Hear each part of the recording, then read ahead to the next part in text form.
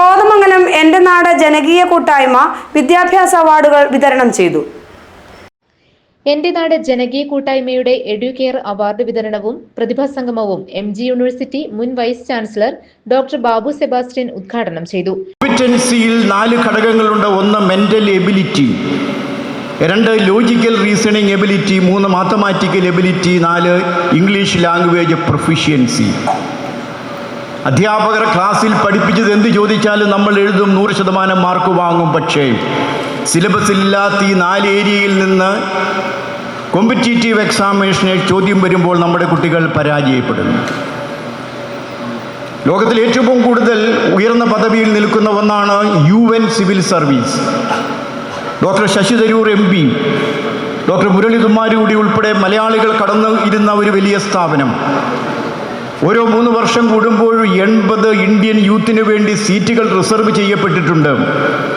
നിർഭാഗ്യവശാൽ കഴിഞ്ഞ 18 കൊല്ലമായി ഒരു മലയാളി പോലും ആ എൻട്രൻസ് ടെസ്റ്റ് എഴുതി ജയിച്ചിട്ടില്ല. കാരണം കോമ്പിറ്റൻസിയിൽ mental ability, logical reasoning ability, mathematical ability, English language പ്രൊഫിഷ്യൻസിയിൽ നമ്മൾ പുറകിലാണ്. എനിക്ക് തോന്നുന്നു ബഹുമാനപ്പെട്ട ബാബു ജോസഫ് സാർ ശ്രദ്ധിച്ചു കാണാം, മലയാള മനോരമ ഒരു പരമ്പര എഴുതി നമ്മുടെ കുട്ടികൾ എവിടെ.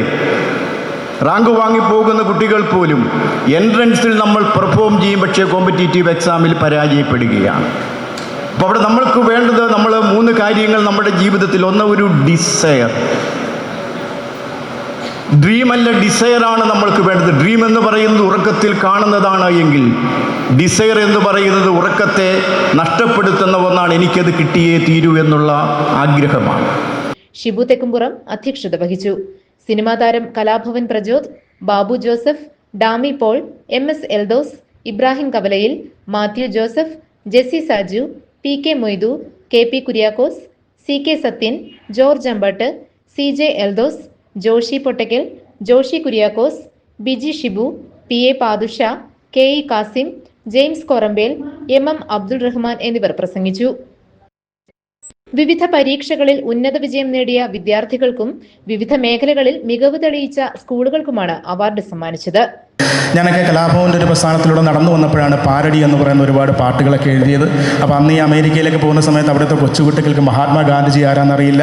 അപ്പോൾ ഗാന്ധിജി ആരാന്ന് അറിയാൻ വേണ്ടിയിട്ട് നമ്മൾ ലളിതമായ ഭാഷയിൽ കുട്ടികൾക്ക് വേണ്ടി അന്ന് പാട്ട് എഴുതിയിട്ടുണ്ട്. 10ന്റെ നോട്ടിലും 100ന്റെ നോട്ടിലും ഗാന്ധിജി ചിരിക്കുന്നു, ആ കരുണാമയനാം രാഷ്ട്രപിതാവ് എല്ലാം സഹിക്കുന്നു.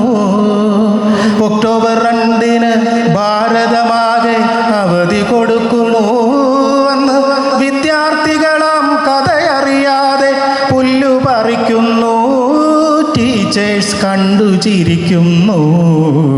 10ന്റെ ഇഷ്ടപ്പെട്ട നല്ല കൈഡി തരണം കേട്ടോ. 10ന്റെ നോട്ടിലും. അപ്പോൾ ഇത്തരത്തിലുള്ള പാട്ടുകളൊക്കെ ഞങ്ങൾ ആ കാലത്ത് എഴുതി പോകുന്ന പാട്ടുകളാണ്.